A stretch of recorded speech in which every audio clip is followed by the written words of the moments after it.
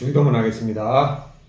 하늘에 계신 우리 아버지여, 이름이 거룩히 여김을 받으시오며 나라의 임하옵시며 뜻이 하늘에서 이루어진 것 같이 땅에서도 이루어지이다.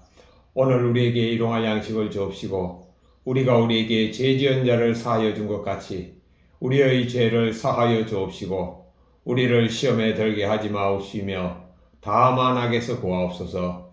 나라와 권세와 영광이 아버지께 영원히 쌓옵나이다. 아멘. 찬송가 259장 예수님 십자가에 흘린 피로서 찬양 드리겠습니다. 예수님의 피가 우리를 모든 죄에서 깨끗하게 하실 것이요. 아멘.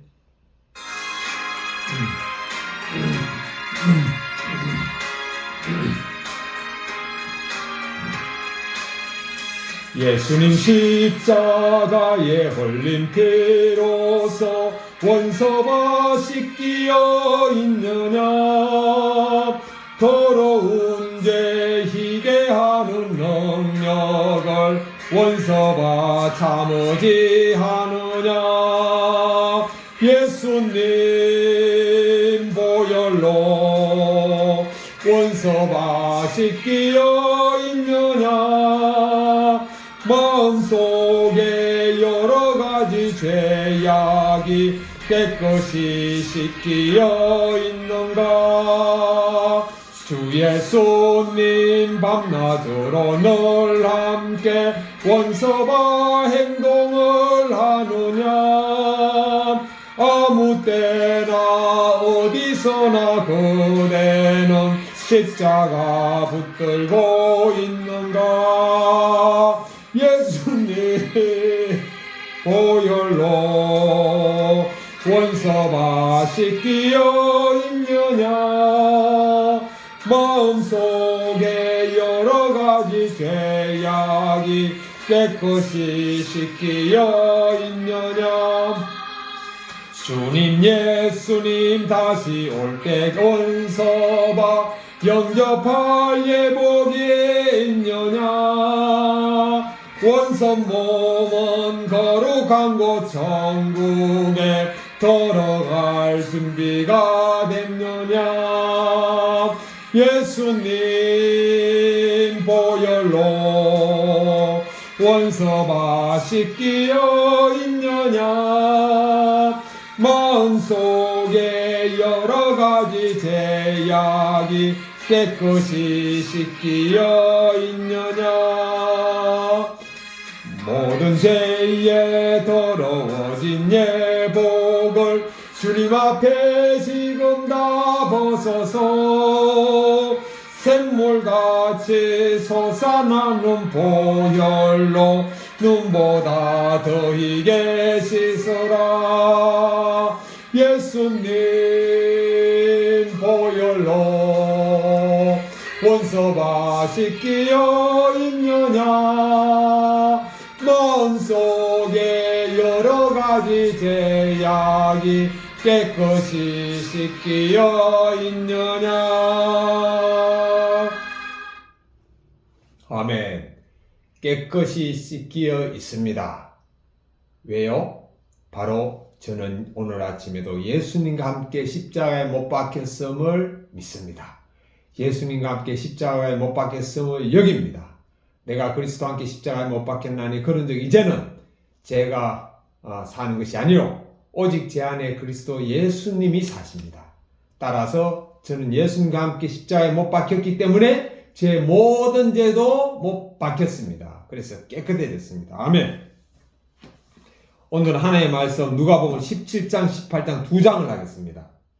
16장 17장 두 장 하겠습니다. 16장 31절, 17장 37절 합치면 68절인데 누가복음은 긴 거는 한 장도 60몇 절 되죠. 오늘 왜 두 장을 하는가 하면은 이 각 장마다 꼭 나누고 또 저도 순종해야 될 말씀이 있어서 제가 두 장을 다 선택했습니다.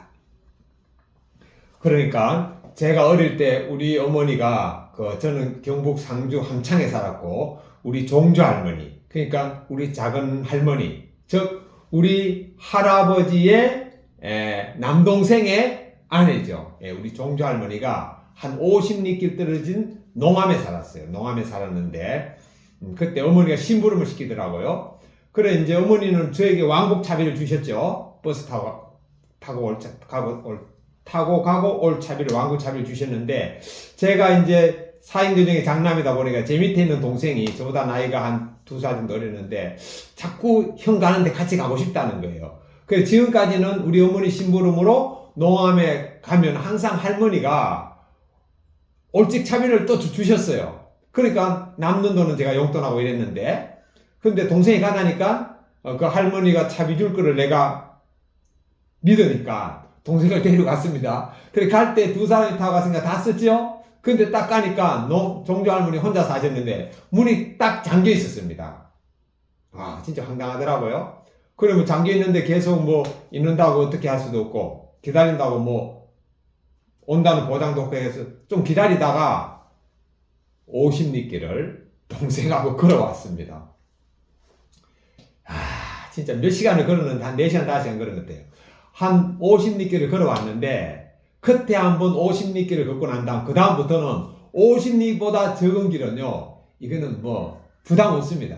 예, 그래서 대구에서 개척할 때 제가 이제 밤에 열차 타고 무궁화 타고 이제 동대구에 내리면은 저희 집이 대구역에 있었거든요. 또는 이제 버스 대구역에 있었는데 뭐 동대구역에서 제가 대구역이 아니고 그때 이제 동대구에서 좀 더 걸어가야 되는 복현 5거리 경북대학교 옆에 있었어요. 그런데 이제 뭐 그 대구역에서 제가 택시비 아낀다고 복현 5거리까지 한 4km 넘고 한 5, 6km 될 것 같아요. 예, 제가 걸어간 적이 있습니다. 그때도 뭐 50리길 걸었으니까 뭐 6km 정도는 걷는다. 예, 이렇게 가방 메고 걸은 기억이 납니다. 제가 왜 이 말씀 드리는가 하면은 오늘 누가복음 16장하고 17장이 합쳐가지고 68절밖에 안 됩니다. 왜? 68절은 길죠, 합치면은. 근데 제가 왜 68절밖에 안 되냐 하면은 누가복음은 이 앞부분에서 절수가 보통 60절 안팎이거든요. 60절 안팎을 가지고 제가 설교를 한 경험이 있으니까 두 장을 합쳐서 68절이니까 능히할 수 있는 겁니다. 자, 절이 길다 그렇게 느껴지지 않는 거죠. 능히할 수 있다는 건 교만한 말이고 절수가 길다고 느껴지지 않아서 두 장을 같이 합니다. 그리고 또 두 장에 딱 보니까 각 장마다 꼭 저도 늘 묵상하고 순종해야 되고 또 같이 나눠야 할 말씀이 있어가지고 오늘 두 장을 합장을 해가지고 하겠습니다. 합본해가지고.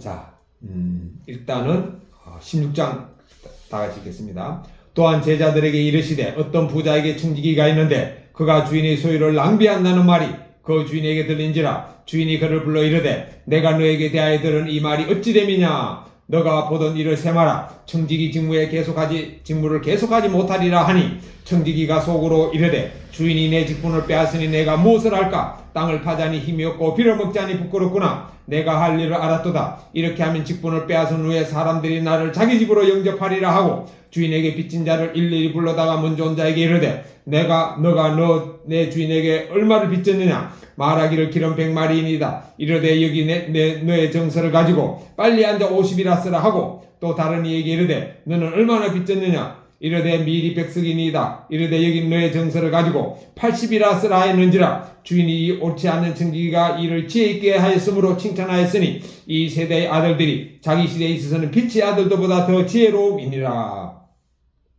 내가 너에게 말하노니 불의의 재물로 친구를 사귀라. 그리하면 그 재물이 없어질 때에 그들이 너희를 영주할 처소로 영접하리라. 지극히 작은 것에 충성된 자는 큰 것에도 충성되고 지극히 작은 것에 불의한 자는 큰 것에도 불의하니라. 너희가 만일 불의한 재물에도 충성하지 아니하면 누가 참된 것으로 너희에게 맡기겠느냐. 너희가 만일 남의 것을 충성하지 아니하면 누가 너희의 것을 너희에게 주겠느냐. 집 하인이 두 주인을 섬길 수 없나니 혹 이를 미워하고 저를 사랑하거나 혹 이를 중히 여기고 저를 경히 여길 것임이니라. 너희는 하나님과 재물을 겸하여 섬길 수 없느니라. 14절입니다. 바리새인들은 돈을 좋아하는 자들이라. 이 모든 것을 듣고 비웃거늘 예수님께서 이르시되 너희는 사람 앞에서 스스로 옳다 하는 자들이나 너희 마음을 하나님께서 아시나니 사람 중에 높임을 받는 것은 하나님 앞에 미움을 받는 것이니라. 율법과 선지자는 요한의 때까지요 그 후부터는 하나님 나라의 복음이 전파되어 사람마다 그리로 침입하느니라. 그러나 율법이 한에게 떨어짐보다 천재가 없어짐이 쉬우리라. 무릇 자기 아내를 버리고 다른 데 장가드는 자도 간음하며 무릇 버림당한 여자에게 장가드는 자도 간음함이니라.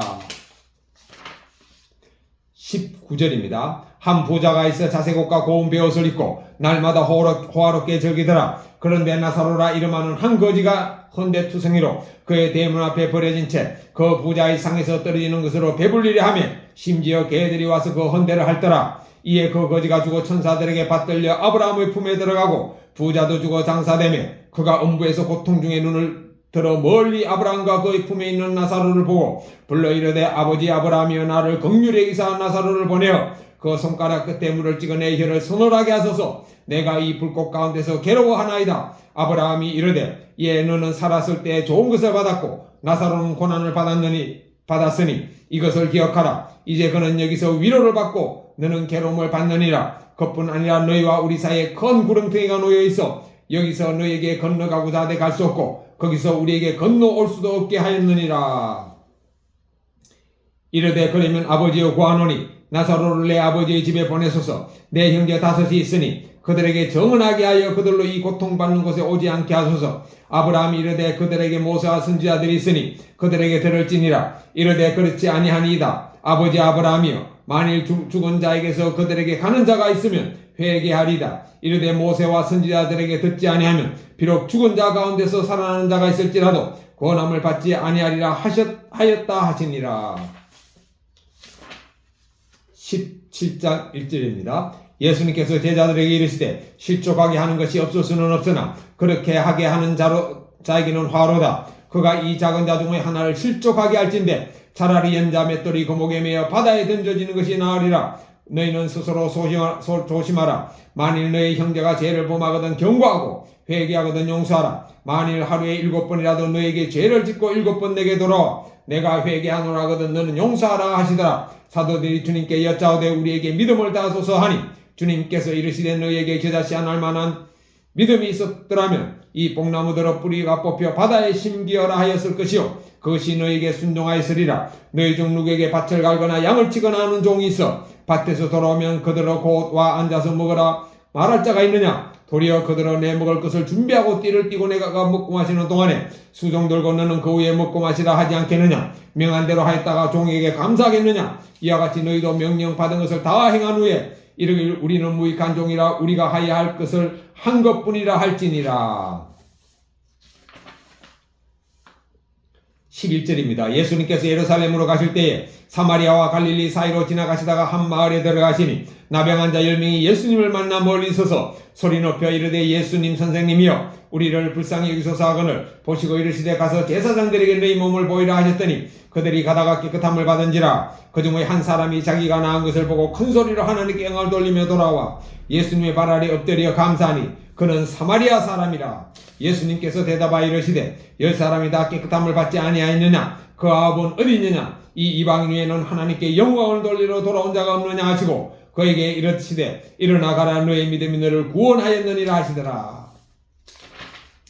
20절부터 읽겠습니다. 바리새인들이 하나님의 나라가 어느 때에 임하나이까 묻거늘 예수님께서 대답하여 이르시되 하나님의 나라는 볼 수 있게 임하는 것이 아니요 또 여기 있다 저기 있다고도 못하리니 하나님의 나라는 너희 안에 있느니라. 또 제자들에게 이르시되 때가 이르리니 너희가 인자의 날 하루를 보고자 하되 보지 못하리라. 사람이 너희에게 말하되 보라 저기 있다 보라 여기 있다 하리라. 그러나 너희는 가지도 말고 따르지도 말라. 번개가 하늘 아래 이쪽에서 번쩍이어 하늘 아래 저쪽까지 비친같이 인자도 자기 나라에 그러하리라. 그러나 그가 먼저 많은 고난을 받으며 이 세대에게 버림바 되어야 할지니라. 노아의 때에 된 것과 같이 인자의 때에도 그러하리라. 노아가 방주에 들어가던 날까지 사람들이 먹고 마시고 장가들고 시집가더니 홍수가 나서 그 집을 다 멸망시켰으며 또 롯의 때와 같으리니 사람들이 먹고 마시고 사고 팔고 심고 집을 짓더니 롯이 소돔에서 나가던 날에 하늘로부터 불과 유황이 비오듯하여 그들을 멸망시켰느니라. 인자가 나타나는 날에도 이러하리라. 그날에 만일 사람이 지붕 위에 있고 그의 세간이 그 집안에 있으면 그것을 가지러 내려가지 말 것이요 밭에 있는 자도 그와 같이 뒤로 돌이키지 말 것이니라. 롯의 철을 기억하라. 무릇 자기 목숨을 보존하고자 하는 자는 잃을 것이요 잃는 자는 살리리라. 내가 너희에게 이르노니 그 밤에 둘이 한 자리에 누워있으며 하나는 데려감을 얻고 하나는 버려둠을 당할 것이요 두 여자가 함께 맷돌을 갈고 있으며 하나는 데려감을 얻고 하나는 버려움을 당할 것이니라. 그들이 대답하여 이르되 주여 어디 오니까 이르시되 죽음 있는 곳에는 독수리가 모이느니라 하시니라.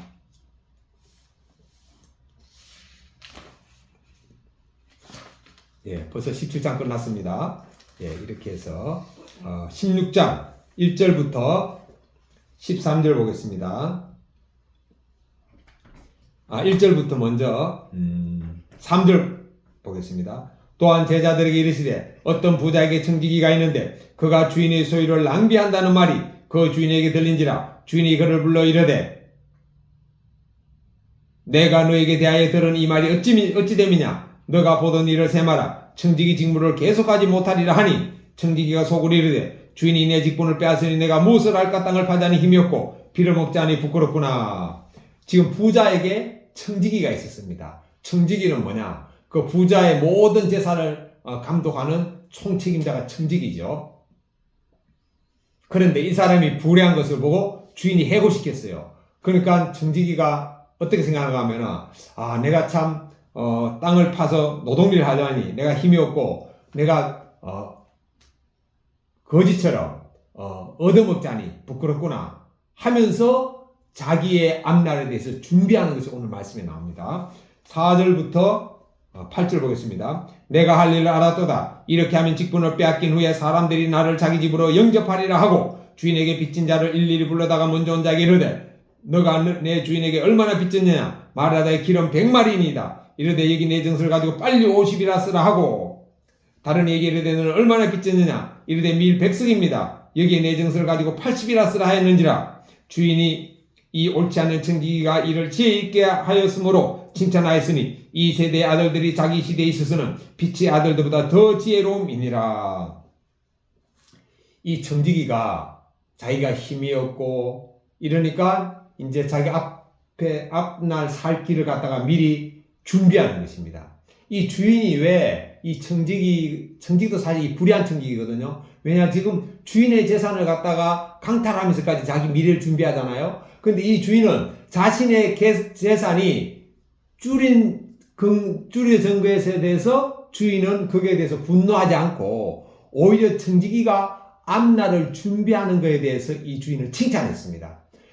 청지기가 주인의 재산을 기름 100마리를 80마리로 줄이라는 건 뭐죠? 20마리를 나한테 달라는 거죠. 아니면은 20마리를 줄여줬으니까 네가 10마리를 나한테 달라든가 이렇게 협상을 하겠죠. 그럼 빚진 사람은 당연히 그렇게 하겠죠. 또 밀 100석을 주인한테 줄 게 있는데 여기 80석을 쓰라. 그럼 20석을 놔달라. 아니면 5석을 탕감시켜 줄 테니까 15석을 놔달라. 이렇게 할 수 있겠죠. 이런 걸 이제 주인이 알았어요. 알았는데 이 주인은 이 청지기의 그 부도덕한 걸 꾸짖지 않고 자기의 재산을 도둑질하면서 꾸짖지 않고 이 주인은 뭐를 했죠? 그 청지기가 내 청지기가 저렇게 나이도 많고 하니까 앞으로 살 길이 막막해가지고 이렇게 했구나 해서 앞날을 준비하면서 오히려 칭찬했습니다.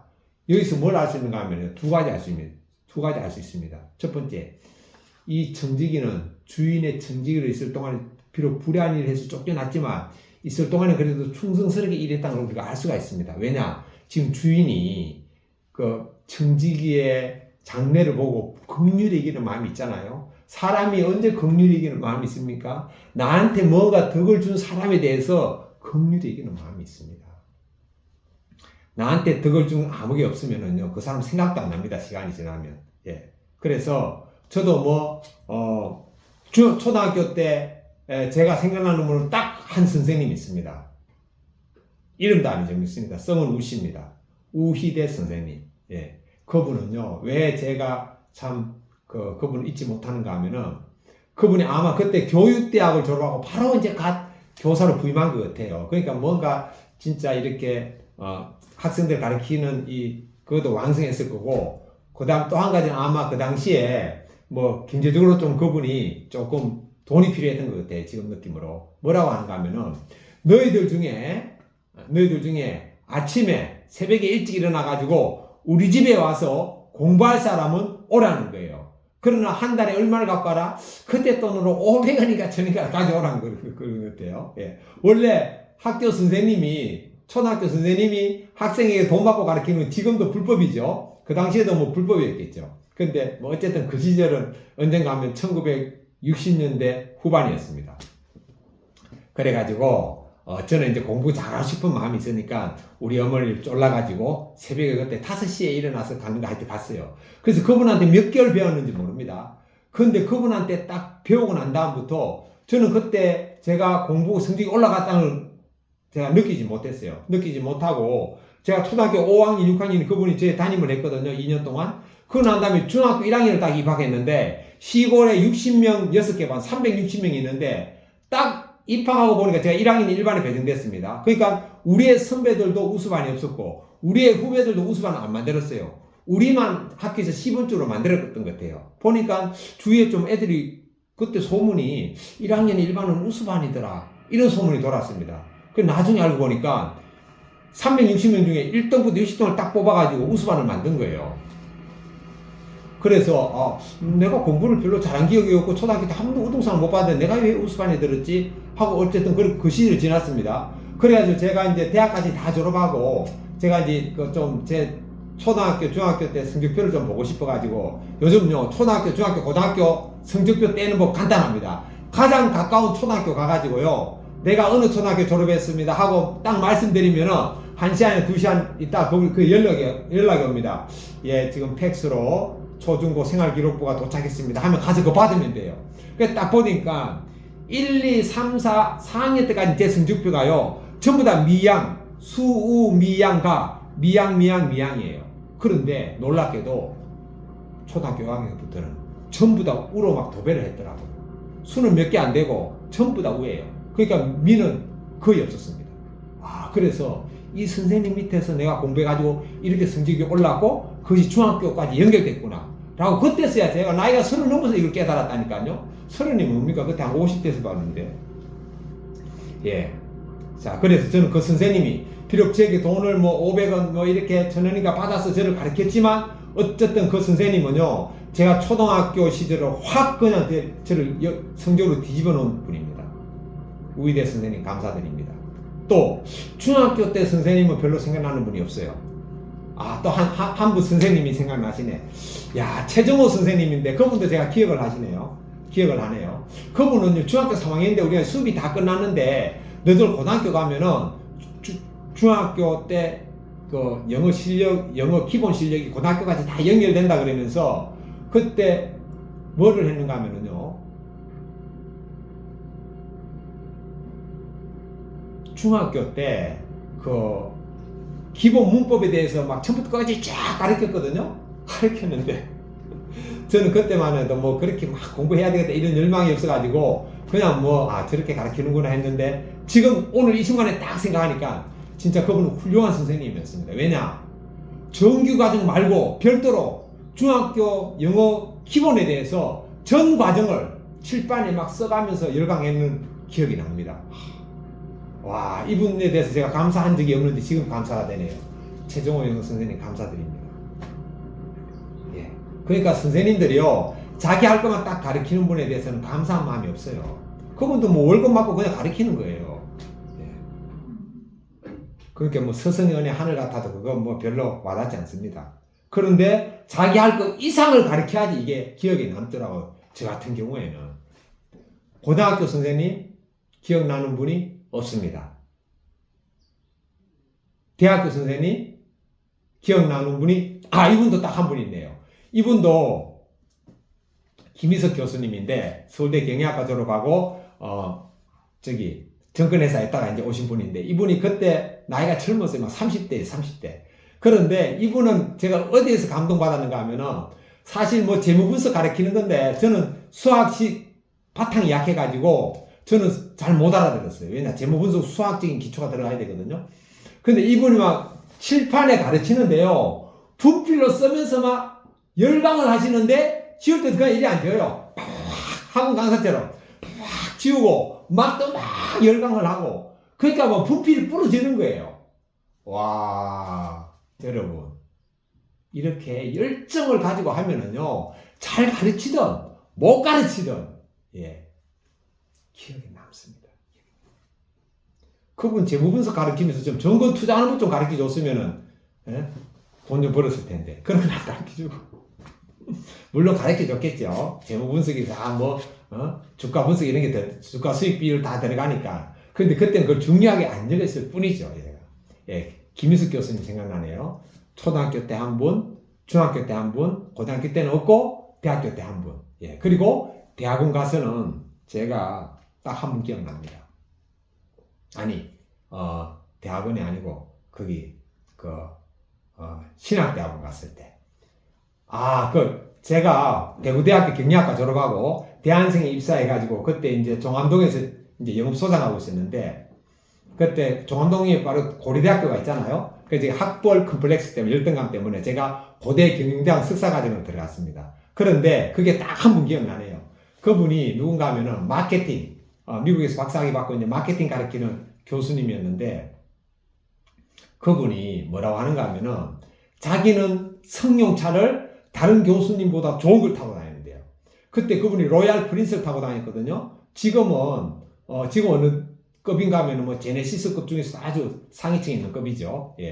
근데 요즘은 제네시스 직장인들 타고 다니지만 벌써 제가 90년대 초에 제가 다닐 때 그때는 로얄 프린스는 진짜 교수도 잘 못하는 차였습니다.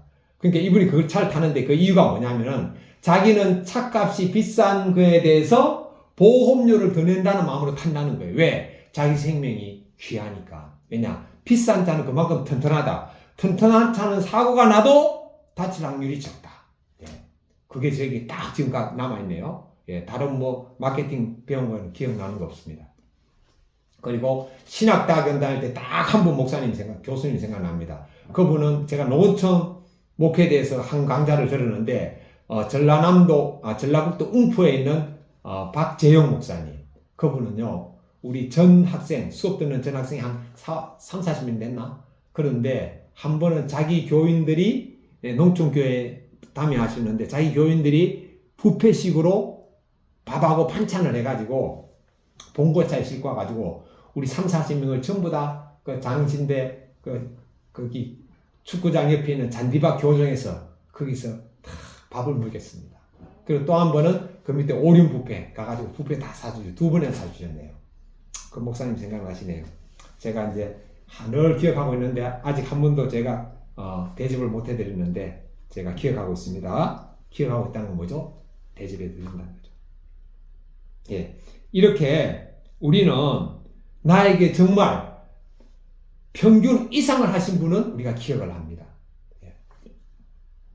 자, 오늘 말씀도 뭐냐면은 이 주인이 왜 종에 대해서, 청지기에 대해서 이렇게 불의한 일을 보고 용서해 줬을까? 분명히 청지기는 자기가 불의한 것도 있지만 그 이전에 자기 할 일에 대해서 충성을 다했다고 저는 믿습니다. 왜냐? 청지기는요, 종들 중에서도 어떤이기 때문에 종들 중에서 제일 열심히 하는 사람이 청지기가 되는 거예요. 그러니까 청지기가 됐다는 것 자체가 이미 인정받았다는 거죠. 이렇게 주인은 청지기가 장례를 준비하는 것에 대해서 칭찬했었습니다. 마찬가지로 우리도 준비해야 됩니다. 예수님도 준비하라 그러거든요. 무대뽀로 하는 게 아닙니다. 계산 없이 하는 게 아니에요. 우리는 준비하는 것입니다. 그래서 예수님도 망대 지을 때도 예산을 계산해가지고 망대를 지어야 된다고 나오잖아요. 군대가 싸움을 하더라도 우리 1만 명이 있고 적군 2만 명이 서돌아오는데 우리 1만 명이 적군 2만 명이 이길 능력이 있으면 싸우고 이길 능력이 없으면 오기 전에 빨리 사실을 보내가지고 항복하라는 거잖아요. 자, 항복하고 난 다음에 항복한다는데 죽이지 않잖아요. 항복하고 난 다음에 그 다음에 이제 힘을 키워가지고 강한 군대가 영혼이 강하지 않잖아요. 흥망성쇠가 있듯이 내가 약하면 영혼이 약하지 않잖아요. 힘을 키워가지고 이제 상대방을 제압하면 되는 거죠. 그때까지는 굴욕을 참는 겁니다. 이게 지혜로움 아닙니까? 자, 9절부터 13절까지 보겠습니다. 내가 너에게 말하노니 불의의 제물로 친구를 사귀라. 그리하면 그 제물이 없어질 때에 그들이 너희를 영주할 초소로 영접하리라. 지극히 작은 것에 충성된 자는 큰 것에도 충성되고 지극히 작은 것에 불의한 자는 큰 것에도 불의하니라. 너희가 만일 불의한 제물에도 충성하지 아니하면 누가 참된 것으로 너희에게 맡기겠느냐? 너희가 만일 남의 것에 충성하지 아니하면 누가 너희 것을 너희에게 주겠느냐? 집주인이 두 주인을 섬길 수 없나니 혹 이를 미워하고 저를 사랑하거나 혹 이를 중이고 저를 경히 여길 것임이니라. 너희는 하나님과 재물을 겸하여 섬길 수 없느니라. 자, 여기서 핵심은 작은 것에 충성하는 사람에게 하나님은 큰 것을 맡깁니다. 예. 작은 것에. 이야, 참 작은 것에 충성하는 게 정말 중요하더라고요. 제가 어제 이제 밤늦게까지 일하고 제가 12시가 넘어가지고 인천의 얼랑도 해수욕장에 있는 곳에 마지막 짐을 배달하고 제가 늦어가지고 그 차에서 잤어요. 자고 이제 아침에 일어나가지고 차를 끌고 오다가 제가 유튜브를 보는데 제가 요새 빚갚기 유튜브를 보다 보니까 또 그런 종류 돈 버는 거에 대해서 또 나오더라고요. 그래서 오면서 쭉 보면서 제가 느낀 게 뭐냐면은 우리나라에 그 이제 나오는 유튜브에 나오는 사람이 진짜 돈을 많이 번 사람인데 이 사람이 젊을 때 이제 자기가 이제 그러니까 이 사람 뭐 하는 사람인가 하면은 대학을 졸업하고 GS25시 이런 데 입사해 가지고 점포를 어디에 개설하면은 돈을 많이 벌지 이 점포 개설하는 일을 담당했다고 그러더라고요. 이 사람이 워낙 탁월하니까 GS25시에서 다른데 뭐 세븐일레븐인가 뭐 거기에서 있는데 이 사람이 또 스카웃 돼가지고 GS25시 가고 이랬더라고요. 근데 이 사람이 이제 강남에 있는 부자를 건물주나 부자들 이런 사람을 만나면 꼭 묻는데요. 어떻게 해서 부자가 됐습니까? 물어보면은 또 상대방한테 물어보면 사람들 자기가 가르쳐 주잖아요. 이 얘기 하는데 그 부자들을 자기가 많은 부자들을 대화하면서 느낀 게 뭐냐면요. 진짜 부자들은요. 자기 현재 상황에서 작은 일에 충성한다 그러더라고요. 그리고 항상 돈 버는 것뿐만 아니고 삶 자체를 현재보다 상승시키려고 노력한대요.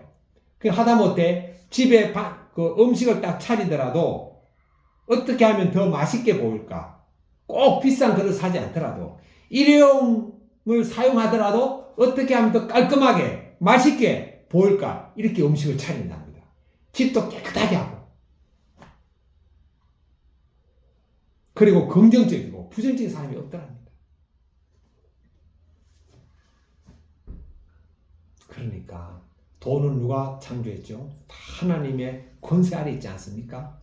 그게 돈이란 것도 부진한 사람한테 갖고 싶겠어요? 게으른 사람한테 갖고 싶겠어요? 당연히 돈도 피조물인데 부진한 사람한테 갖고 싶겠죠. 우리가 직장에서 일을 한다. 진짜 부진하고 능력 있는 상사 밑에서 일하고 싶습니까? 안 그러면 게으르고 능력 없는 상사 밑에 일하고 싶습니까? 몸은 힘들어도 당연히 부진하고 능력 있는 상사 밑에 일하고 싶어요. 마찬가지입니다. 돈도 부진한 사람한테 가죠. 왜? 게으른 거는요, 하나님은 악이라 그랬습니다. 악. 저에게도 해당됩니다. 주여. 그리고 성경은요, 악과 게으름을 동일하게 봅니다. 그래서 악하고 게으른 종이라 그랬잖아요. 악하고 부지런한 종이 아닙니다. 착하고 충성된 종아. 충성과 선함은 동의어고, 악함과 게으름도 동의어입니다. 그래서 작은 일에 충성한 자에게 큰 것을 맡긴다. 그리고 하나님과 재물을 기만히 섬길 수 없다 그랬죠. 우리는 섬기는 대상은 돈이 아니고 하나님입니다. 그런데 돈을 무시하라는 게 절대 아닙니다. 오해하면 안 됩니다. 우리가 돈의 종이 되면 안 되고 우리 누구의 종이 돼야 되죠? 하나님의 종이 되면서 돈을 우리의 종으로 만들어야 됩니다. 이러면 되잖아요. 돈을 나의 종으로 만들고 우리는 하나님의 종으로 살면 되는 거예요. 그럼 얼마든지 부자로 살아도 우리는 하나님의 종으로 살 수가 있습니다. 오히려 가난한 사람이 돈의 노예가 되는 겁니다. 예. 그런데 처음부터 부자가 없잖아요. 물론 태어나서 부모가 부자면 그 사람도 부자가 되겠죠. 예, 이재용처럼. 그러나 대부분의 사람들은 그렇지 않습니다. 그럼 어떻게 해야 되죠? 근데 중요한 건 우리나라의 부자들이 부자에서 계속 부자 유지한 사람보다 가난해서 올라와가지고 부자 된 사람이 훨씬 많습니다. 삼성 이병철 회장은 부자 아버지 밑에서 부자가 됐습니다. 그런데 현대 정주영 회장은 가난한 아버지 밑에서 부자가 됐어요. 그게 부자 아버지 밑에서도 부자 될 수 있고 가난한 아버지 밑에서도 부자가 될 수 있습니다. 세상은 공평합니다. 그래서 우리가 현재 위치에서 그러면은 어떻게 부자가 되냐? 오늘 오면서 내가 연달아 2번 들었거든요. 또 들으려고 저장해 놨어요. 중요한 건 뭐냐면 돈 공부를 해야지 부자가 된다는 거예요. 대부분의 사람들은 유튜브 보고 막 투자하고 이러죠. 그건 공부가 아닙니다. 공부의 일부입니다. 유튜브도 도움이 되죠. 저도 오늘 유튜브 보고 정보를 얻었으니까. 유튜브 반, 나머지 반은 독서를 통해서 우리가 지식을 습득해야 됩니다. 독서를 통해서. 오늘 유튜브를 딱 보다 보니까 제가 읽어야 할 책 몇 권이 따다다다 나오더라고요. 예, 독서를 통해서. 그러니까 돈 공부를 해야지 돈을 많이 벌고 돈을 내 종으로 삼을 수가 있습니다. 그런데 대한민국은요, 초등학교, 중학교, 고등학교, 대학교, 대학원 어디에도 돈 공부를 시키지 않습니다. 그럼 어떻게 해야 되죠? 서점에 가서 돈에 관계되는 책을 읽어야 돼요. 그럼 돈에 관계되는 책 읽으면 그게 뭐가 나올까요? 첫째, 부지런해라. 남보다 더 일 많이 하고 잠 더 적게 자고 그 다음에 악착같이 아끼고 그 아낀 돈을 가지고 부동산, 주식 또 그냥 투자하는 게 아니고 그것도 공부하고 난 다음에 공부 안 하고 그냥 들은 풍을 가지고 유튜브 보고 뭐 투자하니까 쫄딱 망하는 거예요. 그거 투기입니다, 투기. 예, 그러나 공부해서 하는 거는 흔들리지 않습니다. 제가 우리 어머니 때문에 건강에 관한 책 한 60권을 읽었거든요. 어느 날 보니까 건강에 관한 책 60권이 딱 꽂혀 있더라고요. 그래서 뭐 유튜브에 나가서 뭐 이런 TV나 이런 데서 뭐 의사들 뭐 건강 얘기하면은요, 제가 다 제 하수입니다, 하수. 왜 제가 하수라고 느끼죠? 그분들 딱 들어보면 저보다 책 적게 읽었어요. 의사라고 건강 박사 아닙니다. 착각하면 안 돼요. 의사는 이비인후과만 이비인후과, 심장과는 심장과, 거기에 해당되는 것만 의사입니다. 전체 건강은 몰라요. 의사들은요, 전체 건강을 보고 수술하지 않습니다. 자기 부분만 치료하면 끝이에요. 그러니까 내가 뭐 위암이 걸렸다. 위암 수술해가지고, 수술해서 위암은 좋은데 다른 몸이 허약해가지고 죽는 경우도 많거든요. 예. 그래서 이 사람 수술합니다. 수술은 잘 됐어요. 근데 죽어요. 몸이 약해가지고. 예. 그래서 우리가 어느 그렇게 독서를 통해서 딱 드러나더라고요. 여러분, 책 한 권 읽은 사람하고 10권 읽은 사람하고 누가 이깁니까? 당연히 10권 읽은 사람이 이기는 거예요. 시험을 치는데 책 한 번 읽은 사람하고 10번 책 읽은 사람은 누가 이겨요? 당연히 10번 읽은 사람 점수가 낮습니다. 그 누가 그러더라고요. 서울대 들어가는 사람들은 교과서 기본적으로 10독 한다고, 10독. 뭐 교과서나 참고서나 뭐 다 합쳐가지고 하여튼 책을 10독을 하면 서울대에 들어간다 그러더라고요. 교과서 읽고 여러 번 읽고 참고서 여러 번 풀고. 예. 마찬가지로 저는 이제 그게 돈 공부하라는 게 공감이 되는 건 뭐냐면은 제가 건강, 수술, 의학에 관한 책을 제가 한 60권 읽고 나니까 그냥 보이더라고요. 의사가 뭐 말해도 그건 아닌데 저분은 저거밖에 모르구나 딱 드러납니다. 예, 그래서 우리는 돈을 노예로 삼으면서 우리가 하나님께 종이 될 때 또 그 돈의 주인이 돼가지고 우리가 얼마든지 평균 나눌 수 있잖아요.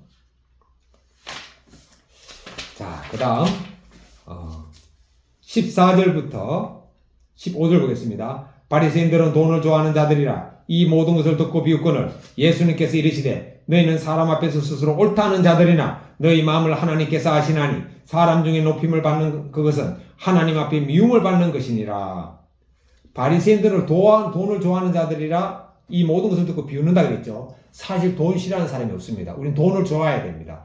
돈을 좋아해야 되는데 중요한 것은 돈보다 하나님을 더 좋아하면 되는 거예요. 근데 바리새인들은 하나님보다 돈을 더 좋아하는 거죠. 이게 문제인 거죠. 16절 17절 보겠습니다. 율법과 선지자는 요한의 때까지요. 그 후부터는 하나님 나라의 복음이 전파되어 사람마다 그리로 침입하느니라. 그러나 율법의 한 획이 떨어짐보다 천지가 없어짐이 쉬우리라. 자, 하나님 나라의 복음이 전파되어 사람들이 그리로 침입한다 그랬거든요. 누가? 예수님이 말씀했어요. 그런데 그 천국은 침입하는 자, 침노하는 자의 거라고 그랬잖아요. 그것이라 그랬죠. 그런데 천국에 들어가려면, 천국에 침입하려면 어떻게 해야 되죠? 예, 반드시 성결 조건이 있습니다. 잔치에 가면 잔치 예복을 입어야 된다고 예수님 말했거든요. 예복 입지 않으면 다 쫓겨납니다. 잔치 집에 들어와도 쫓겨난다 그랬어요. 그럼 예복이 뭐냐? 예수님은요, 아무든지 나를 따라오려거든 자기를 부인하고 날마다 자기 십자가를 지고 나를 따라오라 그랬어요. 그 예수를 믿는 기본이 뭐죠? 내가 오늘 예수님과 십자가에 못 박혀 죽었습니다 하고 여기고 예수님 믿는 게 그게 예수님 믿는 사람이에요. 십자가는 나를 힘들게 하는 아내, 나를 힘들게 하는 남편, 나의 고통 주는 자녀, 나를 괴롭히는 직장 상사, 내 일을 망치는 부하 직원, 뭐 주변 환경, 경제 상황, 정치 상황, 이게 십자가가 아닙니다. 십자가는요, 내 질병도 나의 십자가가 아닙니다. 십자가는요, 내가 십자가에 예수님과 함께 못 박히는 게 십자가입니다. 이렇게 내가 십자가에 못 박혔다고 여기고 예수님을 믿는 사람이 바로 천국을 침노하는 사람입니다. 이 선악과 따먹고 에덴에서 쫓겨났잖아요. 그래서 천사가 화임금을 딱 지키잖아요. 하나님 정령 죽는다 그랬잖아요. 우리는 다시 에덴 동산에 들어가려면 우리는 죽어야 된다니까요. 어떻게? 내가 그리스도와 함께 십자가에 못 박혔다고 여길 때 바로 죽음의 과정을 통과하는 겁니다. 그럼 우리 다시 에덴 동산, 오늘 이 순간부터 우리는 천국의 삶을 누리게 됩니다. 그리고 사람 앞에서 스스로 옳다는 자들, 사람 중에 높임을 받지 말라는 거죠. 높임은 누구만 받아야 되죠? 하나님만 받아야 돼요. 그래서 누가 나를 칭찬하면 아닙니다. 저는 십자가에 못 박혀 죽었습니다. 제 안에 계신 예수님이 이렇게 하셨습니다. 그래서 예수님을 드러내는 거죠. 16절, 17절 보겠습니다. 율법과 선지자는 요한의 때까지요. 그 후부터는 하나님 나라의 복음이 전파되어 사람마다 그리로 침입하느니라. 그러나 율법의 한 획이 떨어짐보다 천지가 없어짐이 쉬우리라. 자, 율법과 선지자, 이건 뭐죠? 율법은 모세오경, 창세기, 출애굽기, 레위기, 민수기, 신명기, 이게 율법입니다. 그 다음에 선지자는 뭐죠? 여호수아부터 말라기까지가 다 선지서입니다. 그러면은 이 구약이 소용이 없느냐? 아닙니다. 율법, 구약 말씀의 한 획이 떨어짐보다 천지가 없어짐이 쉬우다. 그 하늘과 땅보다도 구약의 하나님의 말씀이 더 귀하다는 거죠. 이 말은 무슨 말씀이죠? 우리가 예수님과 함께 십자가에 못 박히다고 여기고 난 다음에 예수를 믿으면 이미 율법이 다 완성된 겁니다. 왜냐? 내가 십자가에 못 박혀 죽었기 때문에. 율법은 뭐죠? 죄를 규정하는 게 율법이잖아요. 그런데 내가 죽었어요. 규정할 죄가 없는 거예요. 세상에서도 아무리 죄가 많아도 그 사람이 죽어버리면은요, 그때부터 공소권 없음으로 그냥 재판과 모든 건 끝나버립니다. 마찬가지로 내가 십자가에 못 박혔다고 여기면은 나의 모든 죄도 같이 끝나버립니다. 사단이 참소할 게 없어요. 하나님, 저 인간 이러이러한 죄를 지었습니다. 사단아, 저 인간 십자가에 예수와 함께 죽었다. 끝났다. 예. 이제 저 인간 속에는 예수님이 산다. 내 아들이다. 끝입니다. 그래서 우리는 율법이 그냥 소홀히 되는 게 아니고 율법의 완성을 이루는 겁니다. 예수님 그랬죠? 하나님과 이웃을 사랑하는 것이 바로 율법의 완성이라고 그랬잖아요. 하나님과 이웃을 사랑하는. 내 안에 예수님이 계시면 제일 먼저 나오는 성품이 뭔지 압니까? 사랑이 물밀듯이 솟아납니다. 미운 사람이 싹 없어요. 그러니까 내가 예수님 믿는데 단 한 사람에도 미워하는 사람이 있다? 한 사람이라도 서운한 사람이 있다? 그거는요, 그 안에 예수님 오는 사람입니다. 예수님이 우리를 서운해하지 않았어요. 우리를 미워하지 않았어요. 원수를 사랑했다니까요. 그러니까 자기를 십자가에 못 박혀 죽이는 사람한테도 저들의 죄를 용서해달라 그랬고, 스데반 속에도 예수님이 계셨기 때문에 자기를 돌에 쳐 죽인 사람들에게 아버지여 저들을 용서해달라 그랬잖아요. 그러나 그 안에 예수님이 오는 사람은 나를 한 대 때리는 사람을 10대 때리고 싶잖아요. 18절. 그러니까 제가 여기까지만. 18절 보겠습니다. 무릇 자기 아내를 버리고 다른 데 장가드는 자도 간음하며 무릇 버림당한 여자에게 장가드는 자도 간음함이니라. 이거 엄청난 말씀이거든요. 이거 예수님이 하신 말씀입니다. 자기 아내를 버리고 다른 데 장가드는 자, 재혼하는 인간은 현재 지금 간음하고 있다는 겁니다. 무서운 말씀이죠. 그리고 이혼당한 여자에게 재혼하는 것도 간음하는 거라고 했습니다.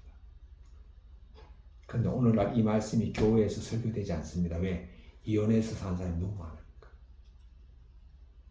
그런데 그나마 우리나라에서 교회 목사님 중에서 진짜 결혼을 존중히 여기고 이혼을 제약시하는 목사님이 딱 한 분 저는 봤습니다. 누구냐? 우리들 교회, 이 큐티 책에 나오는 우리들 교회 김양기 목사님. 저 존경합니다. 그분은 이혼을 뭐라 그런가 하면은 이혼하는 것을 더럽힌 호적을 자녀에게 물려준 거라고 했어요. 이혼한 사람들은 되게 부끄럽겠죠. 그 김양대 목사님이 사람을 보지 않고 하나님을 보고 설교하는 분이라고 저는 느껴집니다. 그 순간에는 이혼하는 것은 호적을 더럽히는 것이다. 그럼 어떻게 해야 되죠? 아무리 좋아서 살다가도 지들이 하나님같이 되면은 치고받고 싸우는 거예요. 막 이혼하고 싶죠? 예. 저도 그런 적 많았습니다. 자, 근데 저는 실행에 못 옮겼습니다. 왜? 이혼하는 거는 하나님 주신 한 몸을 둘로 나누는 거기 때문에. 그 말씀에 의해서 저는 딱 제압당했어요. 그런데 정말 안 맞아요. 왜 안 맞죠? 간단하죠. 지가 십자가에 안 죽었으니까 안 맞는 거예요. 자기가 십자가에 죽어봐요. 다 맞습니다. 다 맞아요. 요즘 제가 아내하고 100% 맞습니다. 뭐만 빼고? 돈 달라는 것만 빼고. 그건 제가 아내 달라는 대로 다 못 주겠더라고. 물론 제가 아내한테 적게 줍니다. 예. 그런데 다른 건 다 맞아요. 아내가 묻더라고. 당신 그거 어디서 배워서 어디 책에서 읽었는가 묻더라고. 아니. 주님이 가르쳐 주신 거예요. 라고 제가 말은 안 했습니다. 해야 되겠네요. 내가 깨달은 거라고 했어요. 뭐라고 하면은 아내가 아침에 일어나서 요즘 아내가 설거지하라 소리 안 합니다. 왜냐? 제가 뭐 다 설거지 해버리니까. 근데 이제 설거지, 음식물 쓰레기는 제가 이제 늘 갖다 버리는데도 불구하고 일어나자마자 이제 바로 음식물 설거지 못하면은 아내가 설거지하라 그러죠. 그럼 제가 뭐라고 하면은 여보 그래. 안 그러면 내가 막 설거지 하려고 그랬어. 그렇구나. 당신과 나는 한 마음이야. 제가 이러거든요. 또 여보 음식물 쓰레기가 그래. 음식물 쓰레기 갖다 버려야지. 당신과 나는 한 마음이야. 근데 음식물 쓰레기 갖다 버리라고 해놓고 또 호박을 썰어달라 그래요. 그러면 저녁 때면 여보 음식물 쓰레기 갖다 버리라고 했으면 쓰레기 갖다 버리고 그 다음에 내가 호박 썰어야지. 두 가지 한 가지 어떻게 해? 라고 한마디 할 텐데 지금 그렇게 하지 않습니다. 호박 썰라 그러면은 그래 여보 안 그래 내가 호박부터 먼저 썰라 그랬어. 이래 하니까요 다툴 일이 있습니까? 없어요. 자존심 하나도 안 상합니다. 왜? 내가 예수님과 함께 십자가 못 박혔으니까 나는 없다. 여러분 그러면은 이제 결혼은 이 진리까지 저 이 진리 깨달았는데 결혼한 지 30년 지나서 깨달았잖아요. 그런데 문제는 뭐냐면 젊은 사람들이 이 진리를 모르니까 이런 쪽으로 알려진데도 와닿지 않거든요. 그런데 그러면 젊은 사람은 결혼해가지고 싫어질 때가 있잖아요. 이혼하고 싶을 때 당연히 있죠. 그럼 어떻게 해야 되느냐? 이혼하고 싶을 때는 정 떨어져 살고 싶으면은 떨어져서 살아라. 단 이혼은 아니다. 별것만 가능하다. 별것만 가능해. 왜?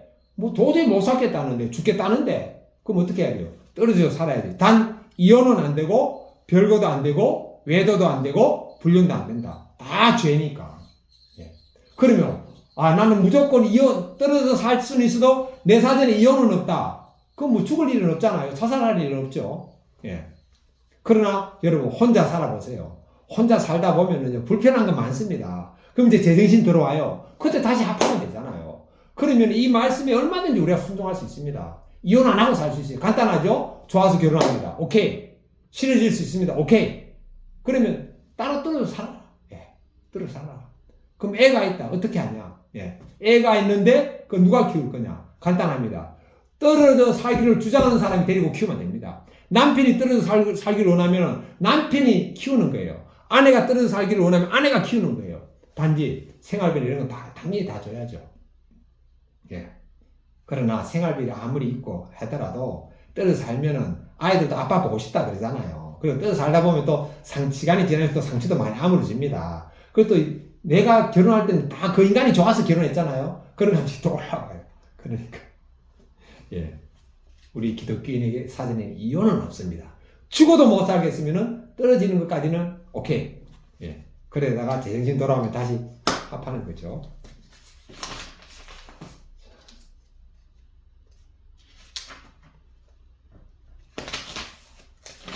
자, 그 다음 누가복음 17장 1절부터 4절입니다. 예수님께서 제자들에게 이르시되 실족하게 하는 것이 없을 수는 없으나 그렇게 하게 하는 자에게는 화로다. 그가 이 작은 자 중에 하나를 실족하게 할진대 차라리 연자매 뜰이 금옥에 매여 바다에 던져지는 것이 나으리라. 너희는 스스로 조심하라. 만일 너의 형제가 죄를 범하거든 경고하고 회개하거든 용서하라. 만일 하루에 7번이라도 내게 죄를 짓고 7번 내게 돌아와 내가 회개하노라 하거든 너는 용서하라 하시더라.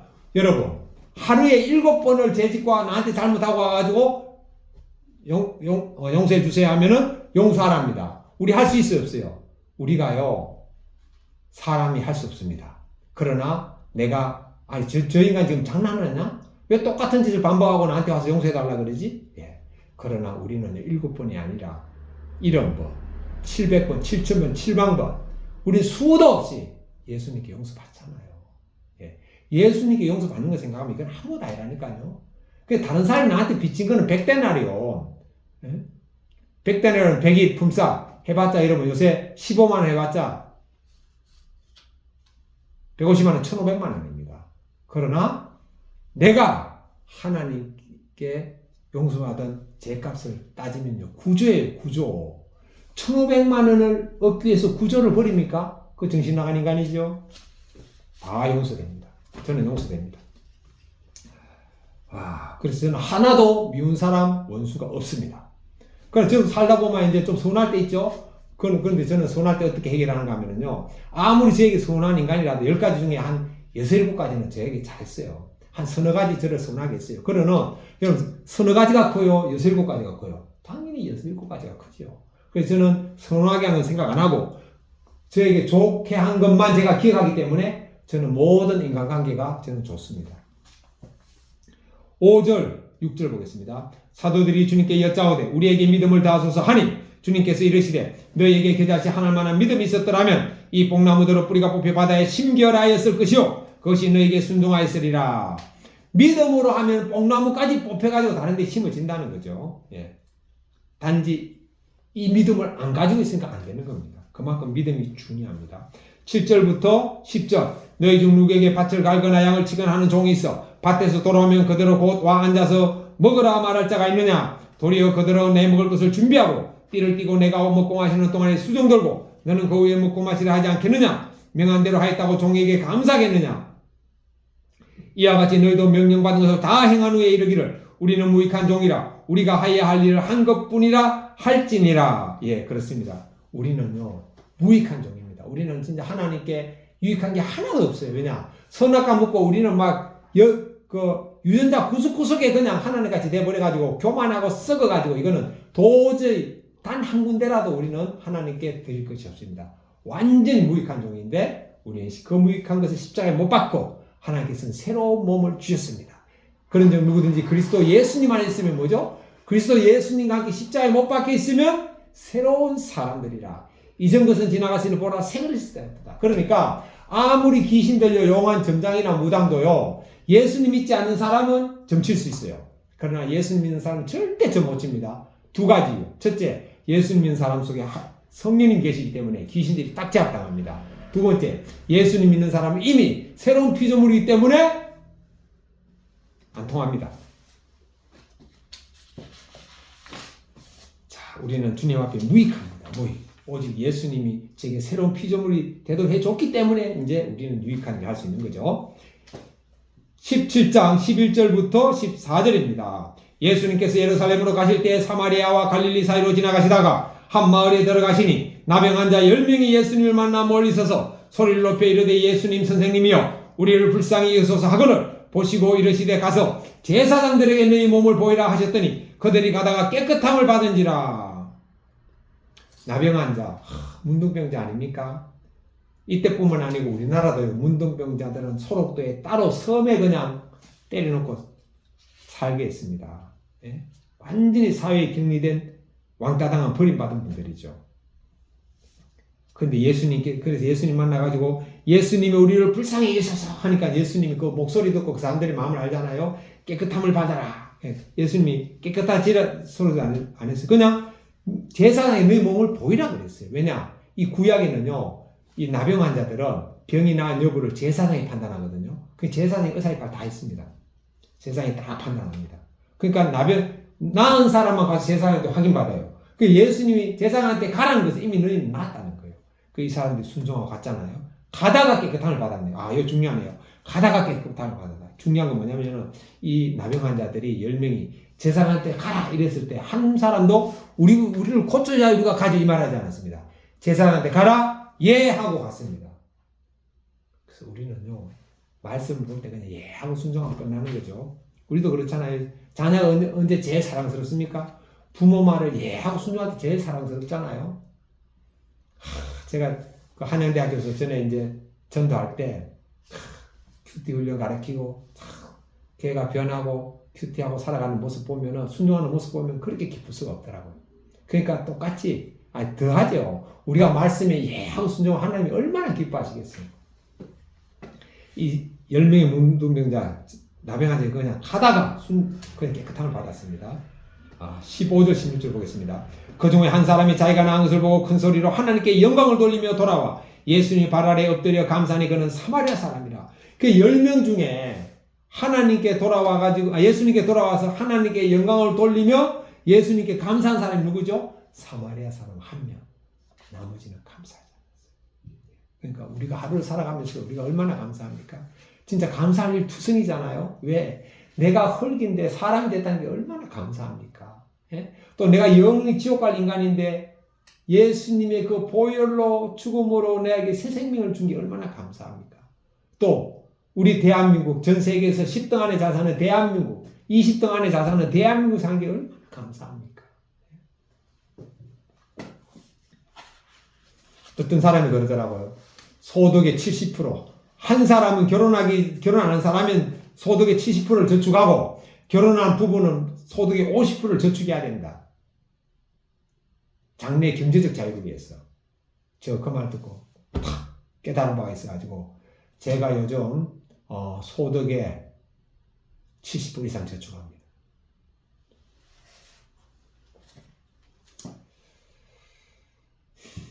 왜? 경제적 자유를 위해서. 경제적 자유의 목적이 뭐죠? 경제적 자유가 딱 이루어지면 저는 돈이 목표가 있잖아요. 예, 제가 벌써 약 30년 전에 연봉 3천이 넘는 회사에서 제가 던지고 나왔잖아요. 그때 신문배당 30만 원. 예, 월급 300만 원짜리가 신문배당 30만 원 하고 있어요. 하면서 제가 신학교 다녔죠. 전 돈이 목적이 아니기 때문에 경제적 자유를 딱 얻는 순간 제가 이제 딱 정리하고 이제 올인하는 거죠. 전도에. 그렇다고 뭐 지금 전도 안 하는 게 아니죠. 지금도 만나는 고객에게 제가 예수님을 말하고 전도를 합니다. 예수님을 전하고 제가 전도를 합니다. 그냥 길거리에 전도 주면 다 버리잖아요. 근데 제가 만난 사람들은 버린 사람 거의 없어요. 가끔 가다 이제 한 명이 안 받는다 그러죠. 100명 중에 한 명. 99%가 받습니다.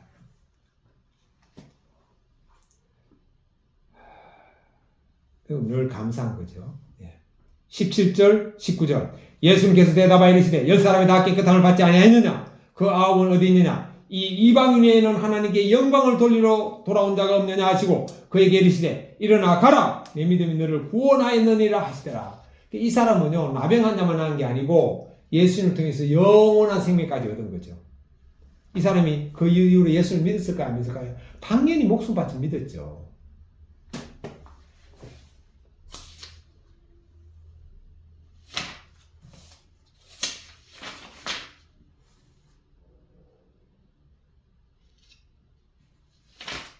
자, 그 다음에 20절부터 37절입니다. 20절부터 21절. 바리새인들이 하나님의 나라가 어느 때에 임하나이까 묻거늘 예수님께서 대답하여 이르시되 하나님의 나라는 볼 수 있기만 하는 것이 아니요 또 여기 있다 저기 있다고도 못하니 하나님 나라는 너희 안에 있느니라. 예, 하나님 나라 어디 있죠? 우리 안에 있습니다. 이 땅에 살 때 우리 안에 있고 이 땅을 떠날 때 하나님 나라가 있는 우리는 하나님 나라로 갑니다. 근데 이 땅에서 하나님 나라가 없는 사람은 죽고 나서 하나님 나라가 아니고 지옥으로 갑니다. 그럼 내 안에 하나님 나라 있는 여부를 어떻게 아시죠? 예, 내 안에 예수님이 계시면 하나님 나라가 있습니다. 성령님이 계심이 믿어지면 그 사람은 하나님 나라에 있는 사람입니다. 22절부터 35절입니다. 또 제자들에게 이르시되 때가 이르리니 너희가 인자의 날 하루를 보고자 하되 보지 못하리라. 사람이 너희에게 말하되 보라 저기 있다 보라 여기 있다 하리라. 그러나 너희는 가지도 말고 따르지도 말라. 번개가 하늘 아래 이쪽에서 번쩍이어 하늘 아래 저쪽까지 비친 같이 인자도 자기 날에 그러하리라. 그러나 그가 먼저 많은 고난을 받으며 이 세대에 버림받아야 할지니라. 노아의 때에 된 것과 같이 인자의 때에도 그러하리라. 노아가 방주에 들어가던 날까지 사람들이 먹고 마시고 장가들고 시집가더니 홍수가 나서 그들을 다 멸망시켰으며 또 롯의 때와 같으리니 사람들이 먹고 마시고 사고 팔고 심고 집을 짓더니 롯이 소돔에서 나가던 날에 하늘로부터 불과 유황이 비오듯하여 그들을 멸망시켰느니라. 인자가 나타나는 날에도 그러하리라. 그날에 만일 사람이 지붕 위에 있고 그의 세간이 그 집 안에 있으면 그것을 가지러 내려가지 말 것이요 밭에 있는 자도 그와 같이 뒤로 돌이키지 말 것이니라. 롯의 철을 기억하라. 무릇 자기 목숨을 보존하고자 하는 자는 잃을 것이요 잃는 자는 살리리라. 내가 너에게 이르노니 그 밤에 둘이 한 자리에 누워 있으면 하나는 데려감을 얻고 하나는 버려둠을 당할 것이요 두 여자가 함께 맷돌을 갈고 있으면 하나는 데려감을 얻고 하나는 버려둠을 당할 것이니라. 자, 인자의 날. 인자의 날. 예수님이 재림하기 전에 먼저 고난 받는다 그러죠. 고난 받고 이제 버림받았다. 그리고 십자가에 못 박혀 죽이고 버림 당하셨잖아요. 그리고 이제 예수님이 우리가 살 때 예수님이 재림할 수도 있고 또 예수님이 재림하지 않고 우리가 먼저 이 땅을 떠날 수도 있어요. 어느 쪽이든 간에 우리 안에 성령님이 계심을 믿고 내가 날마다 예수님과 십자가에 못 박혔다고 여기고 살면은 그 사람 안에는 예수님 성령님이 계시고 그 사람은 그 삶 자체가 바로 하나님 나라의 삶을 현재 살고 있습니다. 그러니까 예수님이 재림할 때도 현재 하나님 나라를 살고 있는 사람은 천국 가고 예수님이 재림했는데 교회는 다니는데 십자가의 삶을 살지 않아요. 십자가에 못 박힌 거 저하고 상관없어요. 그런 사람은 버려둠을 당합니다. 죽음 때도 마찬가지예요. 교회 다닌다고 다 천국 가는 거 아니잖아요. 예수님 그랬잖아요. 말세에 믿는 자를 보겠느냐 이랬잖아요. 천국 가는 길은 좁은 길입니다. 지금처럼 교회 다니는 사람 다 천국 가면 그 얼마나 넓은 길입니까? 그거 거짓입니다. 아무든지 나를 따라오고 자기를 부인하고 날마다 자기 십자가를 지고 날마다 십자가에 못 박혔다고 여기고 살아가는 사람이 바로 천국을 가는 겁니다. 자, 그 말씀 마지막으로 보고 한번 보겠습니다. 날마다 자기 십자가를 지고 그게 되는 거 한번 보겠습니다.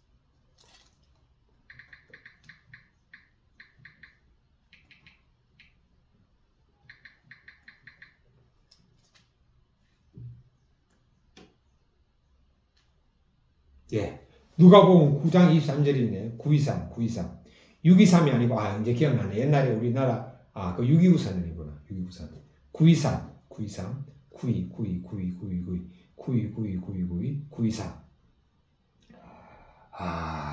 치킨을 923. 또 무리에게 이르되 아무든지 나를 따라오든 자기를 부인하고 날마다 제 십자가를 지고 나를 쫓을 것입니다.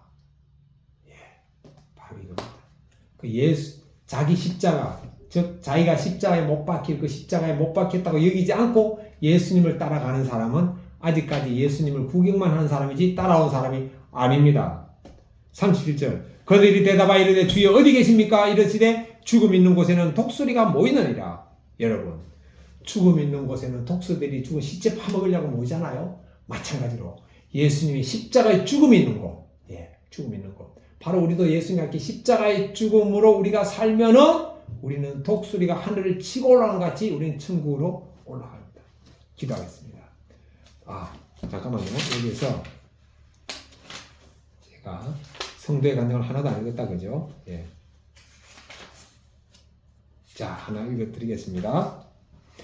위선적인 며느리. 작년에 시어머님의 생신을 앞두고 있을 때입니다. 시어머니는 제게 여러 번 전화를 거셨습니다. 그리고 그때마다 크고 예쁜 꽃을 사와라. 봄이 되었으니 원피스를 사고 싶다고 하셨습니다. 저는 교통사고 후 몸이 쇠약해져서 집에만 계신 분이 뭘 그렇게 가지고 싶으신 게 많은지 이해되지 않았습니다. 그리고 몇 주 뒤 시어머님의 생신날이 되었습니다. 가족이 다 같이 외식하러 나갈 때 시어머니는 현관 앞에서 발을 들고 서서 제게 신발을 신겨달라고 하셨습니다. 저는 사람을 부려먹기로 작정하셨다며 속으로 시어머니를 정죄했습니다. 이후 시댁에서 이틀을 지내는 동안에도 시어머니는 반찬을 많이 만들어달라, 허리와 다리를 주물러달라, 옥상을 청소해달라는 등 많은 요구를 하셨습니다. 저는 그때마다 나를 하인 취급하신다며 분노했습니다. 그런데 오늘 말씀을 묵상하면서 오늘 말씀은 뭐냐면요.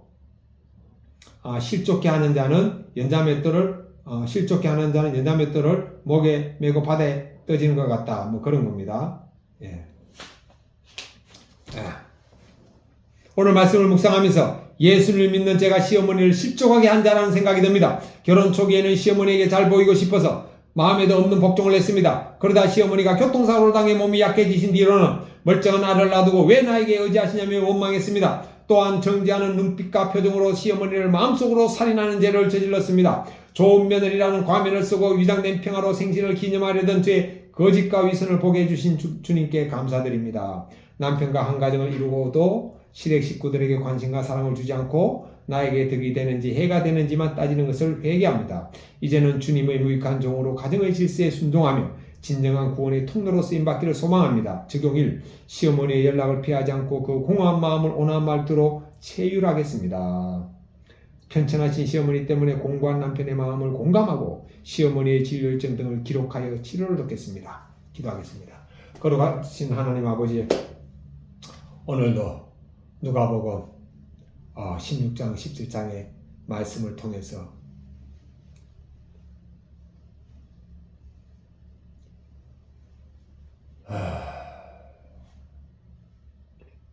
늘 예수님 은혜에 감사하면서 사는 저가 될 수 있도록 도와주시고 늘 예수님과 함께 십자가에 못 박혔다고 여기고 예수님을 따라감으로써 이 땅을 떠날 때 천국으로 가고 또 재림시에 천국으로 들리는 저와 이 말씀을 듣는 모든 사람 되기를 원합니다. 성령님 함께하여 주옵소서. 예수님의 이름으로 기도드립니다. 아멘. 이제는 우리 주 예수님 그리스도의 은혜와 하나님 아버지의 크신 사랑하심과 성령님의 교통하심이 저와 오늘 이 말씀을 듣는 모든 사람들에게 함께 있을지어다. 아멘. 감사합니다.